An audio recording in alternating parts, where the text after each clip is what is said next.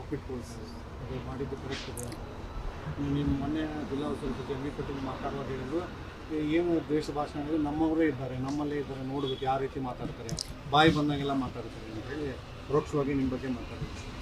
ನಾ ಅಪರೋಕ್ಷ ಮಾತಾಡಿದಕ್ಕೆ ಉತ್ತರ ಕೊಡ್ಕೊತ ಹೋಗೋದಿಲ್ಲ. ಅವರು ಒಬ್ಬ ಕಾಂಗ್ರೆಸ್ಸಿನ ಶಾಸಕರು ಅದಾರ ಮತ್ತು ಮಂತ್ರಿ ಅದಾರ, ಅದು ಸಮರ್ಥನೆ ಮಾಡ್ಕೊತ ಅನಿವಾರ್ಯ ಇರ್ತದೆ. ಕೆಲವೊಮ್ಮೆ ಏನಾಗ್ತದೆ, ಆತ್ಮವಂಚನೆ ಮಾಡ್ಕೊಂಡು ನಾವು ಒಪ್ಪಬೇಕಾಗ್ತದೆ. ಈಗ ನಮ್ಮ ಬಿ ಜೆ ಪಿಗೆ ಅದಾರ, ಆತ್ಮವಂಚನೆ ಮಾಡ್ಕೊಂಡು ವಿಜೇಂದ್ರನ ಒಪ್ಪ್ಯಾರ. ಏನು ಮಾಡೋದು, ಹೈಕಮಾಂಡ್ಗೆ ಏನು ಅಲ್ಲಕ್ಕೆ ಬರೋದಿಲ್ಲ.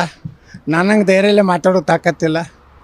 ಈ ಮನೆ ಎಲ್ಲ ಎಮ್ ಎಲ್ ಎಗಳು ಹೇಳ್ತಿದ್ರು, ನೀವು ಬಿ ಜೆ ಪಿಗೆ ಬರ್ಲಿಕ್ಕಂದ್ರೆ ನಮ್ಮ ಮನೆಯಾಗ ಇಡ್ತೀರಿ ಮುಂದಿನ ಸಲ ಅಂತೇಳಿ. ಅದನ್ನೇ ಹೋಗಿ ಅಲ್ಲಿ ಹೇಳಿ ಅಂತೇಳಿ, ಹೊಸ ಅಧ್ಯಕ್ಷ ಬರೋದು ರಾಷ್ಟ್ರೀಯ ಅಧ್ಯಕ್ಷರು ಹೋಗಿ ಹೇಳ್ರಪ್ಪ ಅವ್ರಿಗೆ, ಅಮಿತ್ ಶಾ ಅವ್ರಿಗೆ ಹೋಗಿ ಹೇಳ್ರಿ.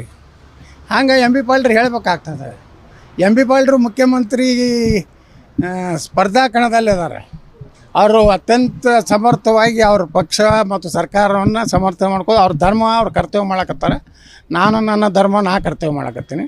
ಬಿ ಜೆ ಪಿಯವ್ರ ಧರ್ಮ ಇಲ್ಲ, ಕರ್ತವ್ಯ ಇಲ್ಲ. ಕರ್ನಾಟಕದವರು ವಿಜೇಂದ್ರ ಮಾತು ಕೇಳಿ ಮಕ್ಕೊಂಡವ್ರ ಮನೆಯಾಗಟ್ಟೆ.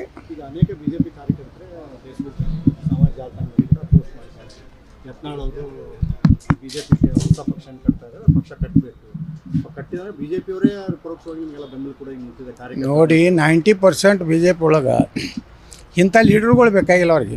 ಈ ಡಬಲ್ ಗೇಮ್ ಮಾಡೋದು, ಇವರಿಗೆ ವಿಧಾನಸಭೆ ಒಳಗೆ ಮಾತಾಡೋದು ಧೈರ್ಯ ಇಲ್ಲ ಅಂದಮ್ಯಾಗ ನೀವು ಪಕ್ಷ ಹೆಂಗೆ ಕಟ್ತೀರಿ? ಅಟ್ಯಾಕೇ ಮಾಡೋದಿಲ್ಲ, ನೀವು ಅಂಜಿ ಸಾಯ್ತೀರಿ. ನಿಮ್ಮಿಂದ ಪಕ್ಷ ಹಂಗೆ.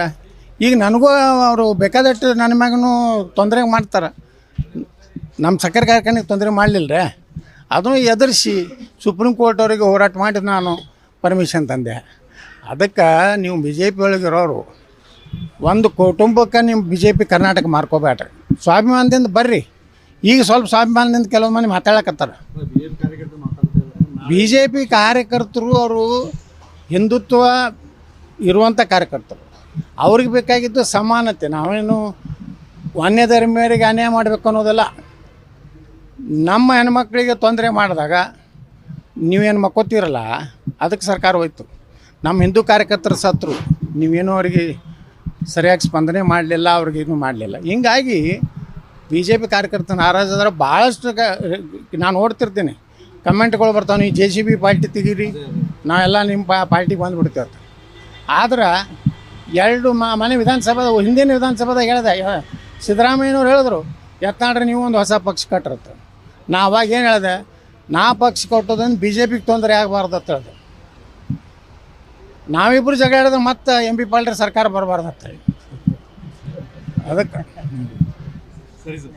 ನಿರ್ಭೀತ, ನಿಷ್ಪಕ್ಷಪಾತ, ವಿಶ್ವಾಸಾರ್ಹ ಸುದ್ದಿಗಳಿಗೆ ಮತ್ತೊಂದು ಹೆಸರಾಗಿರುವ News18 ಕನ್ನಡ ಈಗ ಆಪ್ನಲ್ಲೂ ಲಭ್ಯವಿದೆ. ದಯವಿಟ್ಟು ಇಲ್ಲಿರುವ QR ಕೋಡ್ ಅನ್ನು ಸ್ಕ್ಯಾನ್ ಮಾಡಿಕೊಂಡು ಆಪ್ ಡೌನ್ಲೋಡ್ ಮಾಡೋದಕ್ಕೆ ಮರಿಬೇಡಿ. ನಿಮ್ಮ ಬೆಂಬಲ ಹೀಗೆ ಸದಾ ನಮ್ಮೊಂದಿಗಿರಲಿ. ಧನ್ಯವಾದ.